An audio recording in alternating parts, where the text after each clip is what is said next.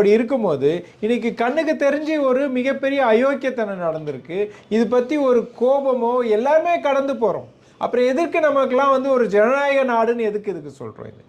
இந்த நாடு வந்து ஜனநாயக நாடு என்பதை சொல்லிக் கொள்வதில் வந்து மிக பெருமிதமும் கொண்ட நாம் இன்றைய தினம் அதெல்லாம் பார்க்கும்போது ஒரு மிகப்பெரிய ஒரு அப்படியே நாணி கூனி குறுகி உட்கார வேண்டியதாக இருக்குது. இந்த நாணி குறுகி உட்கார வேண்டியவர்கள் இன்றைக்கு வந்து அதிகாரமாக பேசுகிறார்கள்.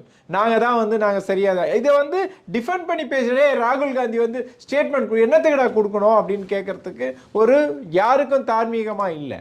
நீ வந்து there is a direct attack on the election commission. இவ்வளவு நாள் நம்ம ஊடகமாகவும் பேசிட்டு இருந்தோம். there is something happening in the election commission அப்படின்னு பேசிட்டு இருந்தோம். ஆனா இன்றைய தினம் ஒரு கிட்டத்தட்ட ஒரு 6 மாதங்களாக அந்த தேர்தலில் அந்த எலக்ட்ரல் ரோலை படிச்சுட்டு அதில் இருக்கக்கூடிய குறிப்பாக சில விஷயங்கள் வந்து மறுக்கவே முடியாது. இன்னைக்கு